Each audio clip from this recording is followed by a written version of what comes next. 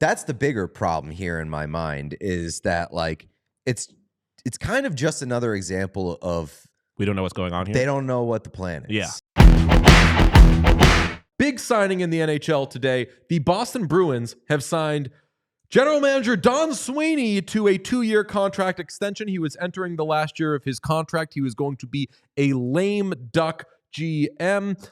This is interesting because the recent work of Don Sweeney, which we will discuss in just a minute, has been, we shall say, up and down, and we were all surprised to see the Bruins extend Don Sweeney, a guy who is looking for his 4th head coach since 2022. And Pete, your reaction was something that I thought was kind of bang on, and that was... Well, number one, it's insane to extend him right now. That was my first reaction. Oh, yes, yeah. But then my second reaction and the possible explanation is I just wonder if they're having a hard time finding a head coach without a commitment to a general manager. That's exactly what it is. That's it. Bang on. Good job. Correct. And I was listening to the radio, and they had the same kind of thing, which was 5-6 minutes of, why would they possibly do this? Why? Like, this is your out. You missed the playoffs. You can be free from the guy who didn't kill it in the offseason and drafts horribly and kind of has to trade his draft picks sometimes to get rid of his bad contract, but also has to get rid of his draft picks because he knows he's not going to get good players with them, so he might as well trade. Like, this is your opportunity to be free. What are you doing? And then after a few minutes, they're like, oh, you know what? I bet a coach won't come here, because why would you sign with a team that has a lame duck GM and is going to get fired or is going to be dismissed at the end of his contract, which only has 1 more year on it, and then somebody else comes in? We saw it with this very franchise, the Boston Bruins. They had Mike Sullivan, a good coach, and they fired the GM, Mike O'Connell, brought in a new GM, Peter Chiarelli, and he was like, sorry to this man. I don't know this guy. Yeah. Not my guy. I'm going to get a new guy. And that's what would happen, or that's what would be your concern if you sign up with a GM who's about to get fired. Yeah, and I mean, there were also some reports that Rick Tocchet, the reason why he wasn't interested in the Bruins job, or at least chose the Philly job instead, was because of the instability potentially in the Bruins front office. And now, like, my head pivots to, well, does this give any indicators as to like who the Bruins' next head coach could be? Like, and Nate Thompson made this point when I was talking to him earlier, is like they've been linked to guys like Marco Sturm and Jay Leach, who have some connection to the Bruins organization and connection to Don Sweeney. And maybe this is a signifier of like those hirings would clearly be Don Sweeney guys. So is this a precursor to a head coach that is going to be a Don Sweeney guy who's going to be pretty intricately tied to Sweeney? Let me say this. All the respect and love in my heart for Jay Leach. Jay Leach doesn't get to dictate any of it. Jay Leach is taking a head coaching job in the NHL. If there was a 33rd team in the NHL that was like the Siberia Sean DePazes. Oh, yeah. Jay Leach is taking that head coaching job with no assurances. Jay Leach is not high enough on the list of head coaching prospects. And I know that he's put in his time overseas in the NHL, in the AHL. So he's got a great track record, et cetera, et cetera. But he's not the guy that should be making any sort of demands. He's more of the beggar than the chooser. It may not be a demand. It may just be reassurance. But I'm saying, he would, a person in his position should take a head coaching job in the NHL, whether or not there's reassurances, because you're not going to have the list of suitors that you want. For sure, but also like with a coach who has more of a resume and more experience in the NHL, like they might have more runway regardless of the GM. So like that kind of coach, like, and it's kind of why the Tocchet thing surprised me, is because if like the Bruins went out and they hired Tocchet Tocchet would carry over to the next general manager based off of what they're paying him and just kind of his reputation in the league. I think that would be enough to save him. Whereas like a first year head coach or a guy who's more, I guess, like closely tied to the Bruins organization might want the reassurance that it's going to be Don for at least a couple years. Have we considered that Don is just like art of the dealing this, and he's being in charge of the GM search, and then he goes back to Neely and he's like, I've got our guys, just none of them will sign unless you extend me, even though he only chose guys that would only stay if he extend. Like he's the reason that he's specifically choosing coaches that will only stay if he stays. That's massive art of the dealing, and if this is all tied to getting the next head coach and having difficulty finding a coach without having the assurances of the GM is going to be here for a little bit, how important do you think it is to the Bruins for their next head coach to be the next head coach for a while? As I mentioned, they fire Bruce Cassidy in June 2022. Obviously, that's a big oopsie, but Cassidy, Montgomery, Sacco, and now it's going to be the fourth guy. This, to me, if they're bringing back a GM who is, let's say, shoddy, that SHODDY, then is this them putting so much emphasis on this next coach has to be the guy for a long time? Because I've kind of been approaching this thinking they're not going to be good and back to being a cup contender for a little bit. This is probably the guy before the guy. Them doing all this says to me that they don't want to keep going through coaches. I mean, they shouldn't want to keep going. I don't think anybody. I think they should be okay with no. I think they should be okay with this next guy being there for 2 years. If they can't get somebody great now, and I can't think of somebody great now that they can get, unless there's some sort of Brad Stevens situation where they know about somebody that we all don't, then be okay with having a stopgap. I guess. But I don't think you ever hire with the intention of a guy only being there for like 2 years.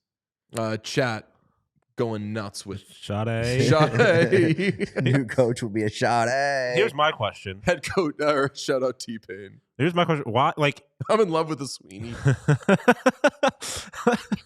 Like, I guess like if I just don't understand any of this, because like, why wouldn't you have just extended Sweeney to begin with? Like, if you're allowing him to hire a head coach, why are you going to be like, I guess we'll see if this works? That's the bigger problem here in my mind, is that like it's kind of just another example of we don't know what's going on here. They don't know what the plan is. Yeah, that's how I read it. Yeah, they don't know what they're really doing on a bigger picture scale, because like they're trying to patch up the boat as they're rowing. Yes, and at what point is it no longer the same boat? It just kind of feels like they didn't plan on extending him, and if now you're being like pressured into extending him, seems like that's not a good situation to be in. Okay, let's go through, especially too because like a couple weeks ago, or however long ago it was, Sweeney or Neely was like, "Yeah, this is the last year on Don's deal. Let's see how it goes, then we'll reassess." Yeah, he did there. say like, "I'm thinking about it." Right. Yeah, and seems a little odd to me. So if you were planning on extending him and giving out a contract extension, wouldn't you at least plant some sort of seed in that press conference? Say, no, this is our guy. We're committing to a future with him. And do it before you get into the coaching. It just seems like they're kind of just adjusting on the fly here. Agreed. There's reason why Bruins fans are reacting so horribly, shall we say. People aren't happy with this. I think we are all still surprised by this, even once we figure it out. Again, like I understand if the reason is we're doing this so we can get a head coach, but I still push back on that. And I'm saying, like, is it worth having a GM you're not sure about running the show when the team is going to be drafting high, just to make sure you can get a head coach this offseason when the team isn't going to be good for a couple of years anyway? That's my issue with the whole thing. But Bruins fans' issue with the whole thing might be his recent work. Last offseason signs Elias Lindholm for 7 times $7.75 million. I will say, in defense of my friend Don Sweeney, I still don't think that's that bad a contract. I also don't think that Nikita Zadorov, 6 times $5 million a year, is that bad a contract. Obviously, so far, not so good for either of those two. The big one is he got raked over the coals by Jeremy Swayman, and he lost a 2-year-long war with Jeremy Swayman and ended up having to give him an 8 times $8.25 million contract. That obviously looked horrible in the first year because Jeremy Swayman did not have a good year. So that's the recent work in terms of what has been done in the offseason. The deadline, I have to say, Good deadline. Good deadline, buddy. Tidy bit of work. He trades the Oilers' 4th-round pick for Henry Jokiharju. I want to make sure I said that one first. Go. That's the easiest one to forget. Awesome trade. Good trade. And I think, is Jokiharju RFA? Probably. RFA. So, yeah. Yes. So keep him. Good trade. He trades Brandon Carlo for Fraser Minton, top 5 protected 2026 first-round pick, and a 2025 Flyers 4th-round pick. Trades Charlie Coyle for Casey Middlestat, prospect William Zellers, who I think is playing in the USHL, and the Hurricanes 2025 2nd-round pick. Good trade. Trades Brad Marchand for a conditional pick that will become a 2027 first-round pick this evening when Brad Marchand plays a game that will basically guarantee that he plays in half of the Florida Panthers games this postseason. Jokiharju is a UFA. Oh, UFA. Okay. Get on it. You got the cap space. You got $28 million in space. And because you suck at drafting, no young players to worry about signing in the future. So good job there. And I left out the the trade that I was yelling about for a couple of weeks saying, God, how do you let Don Sweeney fleece you like this? They trade Brandon Carlo, Trent Frederick, and they get the Blues 2nd-round pick. And I want to say a 4th-round pick was in there now. I don't have the exact trade off the top of my head, but they get more because they retain on the deal. And I mean, he loaded up for the future-ish, while also, like, I like the kind of lateral move that was swapping out Charlie Coyle for Casey Middlestat, also picking up a 2nd-round pick in that deal. I thought that he did a great job. Very good job at the deadline. With the exception of, like, the Marchand trade stings and stinks, but he only had so much to work with there because Marchand wanted to go to Florida, which, like, I get it. It sucks. I still hate it, but you end up getting a 1st-round pick out of it. That's good. I think that he did well to sell. And here's the thing about Sweeney is he's not bad at all aspects of the job. He's a pretty good trader. He is pretty good at getting value in trades. It's just, how are you rounding out the other things, which is replenishing the system, drafting, and making smart, good free agent signings? And that's what scares me because, as I said, there's $28 million in cap space, so they can go after I'll be respectful here and say booty cheeks free agent class.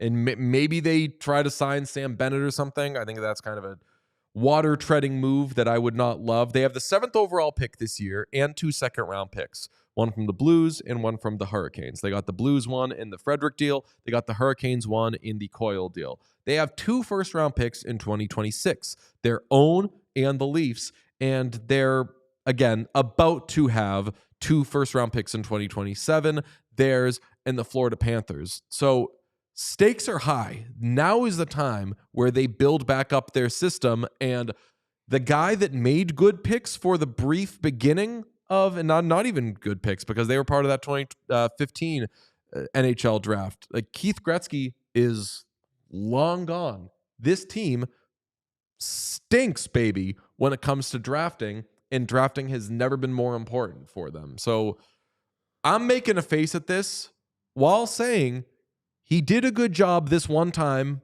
for a week at the deadline. I just don't think that this is on merit, though. That's like my main thesis. This is not on merit. This is about optics and making sure they can get somebody to agree to become their coach, and that's bad. You reciting all those draft picks that they've kind of stockpiled makes me wonder and question for the first time whether they're going to pick at 7. Wanted to confirm, by the way, they got a 2026 4th in the Frederick trade. That was the second pick. Buddy, like, I wonder, that's not nothing to sneeze at. That's what they gave up, right? Oh, you know what? I think because it's the Oilers 4th round pick they traded for Henry Jokiharju. So they got Henry Jokiharju, a 2nd round pick for Trent Frederick, who was extremely broken and now has come alive, but all's well that ends well. I just wonder if they're going to pick at 7, and I feel like it could go either way, where they trade up or they use the 7th pick to in some sort of deal that makes a splash for them this offseason, and then they have this other cupboard of picks. Here's the thing, though.